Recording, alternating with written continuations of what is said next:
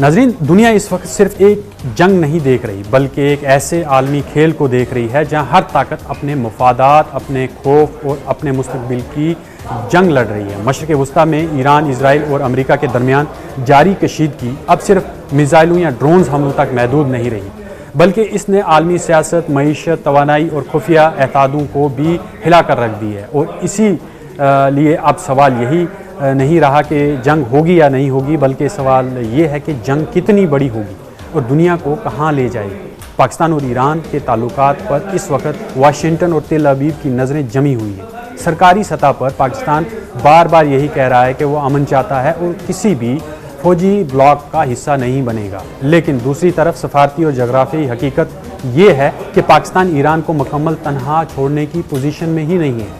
ایران پاکستان کا پڑوسی ہے، سرحدی، مذہبی، تجارتی اور اسٹریٹجک تعلقات وہیں پہ موجود ہیں، اور سب سے اہم بات یہ ہے کہ چین بھی یہی چاہتا ہے کہ پاکستان اور ایران کے درمیان رابطہ برقرار رہے تاکہ خطے میں امریکہ کا مکمل اثر و رسوخ نہ بن سکے۔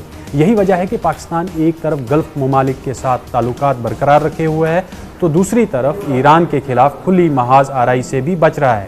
اس دوران امریکہ اور اسرائیل میں موجود طاقتور پرو اسرائیل حلقے اور جو لابیز ہیں ایک بار پھر زیر بحث آ گئی ہیں۔ امریکہ میں اسرائیل کے حق میں سرگرم سیاسی اور مالیاتی گروپس کی کئی دہائیوں سے امریکہ مڈل ایسٹ پالیسی پر اثر انداز ہوتے رہے ہیں، لیکن یہ کہنا کہ یہودی لابی پوری جنگ چلا رہی ہے ایک بہت سادہ اور یک طرفہ دعویٰ ہوگا۔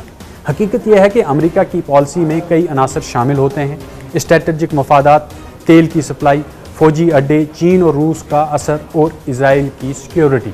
البتہ یہ ضرور حقیقت ہے کہ اسرائیل کو امریکہ سیاست میں غیر معمولی حمایت حاصل ہو رہی ہے، اور یہی وجہ ہے کہ ہر امریکی صدر مڈل ایسٹ میں اسرائیل کے مفادات کو اہمیت دیتا ہے۔ اسرائیل کے حوالے سے ایک اور بڑا سوال اب پوری دنیا میں زیر بحث ہے: کیا اسرائیل واقعی خطے کو مسلسل جنگ میں رکھنا چاہتا ہے؟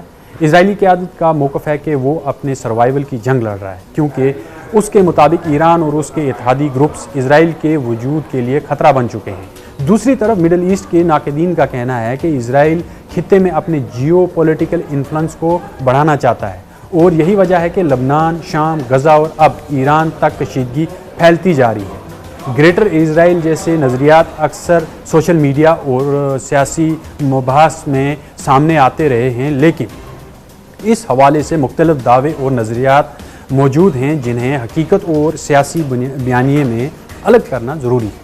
ادھر ڈونلڈ ٹرمپ کا حالیہ دورہ چین بھی پوری دنیا کی توجہ کا مرکز بنا۔ رپورٹس کے مطابق ٹرمپ چین سے ایران کے معاملے پر سپورٹ یا کم از کم کوآپریشن چاہتے تھے، کیونکہ امریکہ جانتا ہے کہ چین ایران کا سب سے بڑا اقتصادی سہارا ہے، لیکن بیجنگ نے واضح طور پر کسی امریکی کیمپ میں جانے سے گریز کیا۔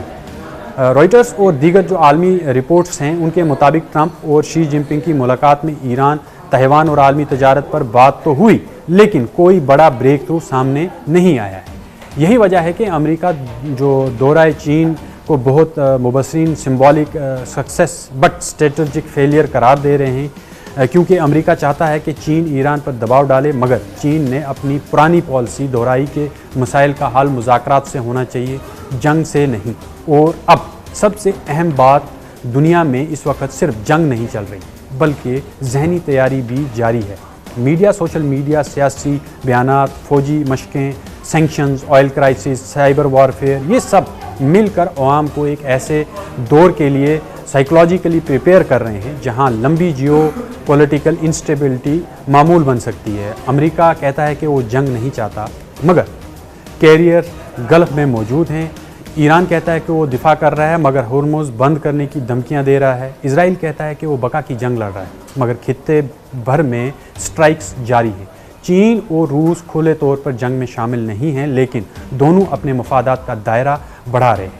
اور شاید سب سے خطرناک حقیقت یہی ہے کہ اب دنیا سرد جنگ والے دور سے آگے نکل چکی ہے۔ یہ ایک نئی قسم کی ہائبرڈ گلوبل کانفلکٹ بنتی جا رہی ہے، جہاں میزائل سے پہلے نیریٹیوز چلتے ہیں، سینکشنز سے پہلے میڈیا وارز ہوتی ہیں، اور ڈپلومیسی کے ساتھ ساتھ سیکرٹ ملٹری کیلکولیشنز بھی جاری رہتی ہیں۔ اس لیے آج دنیا میں بے چینی صرف مڈل ایسٹ تک محدود نہیں رہی، بلکہ لوگ یہ محسوس کرنے لگے ہیں کہ عالمی طاقتوں کا توازن واقعی بدل رہا ہے۔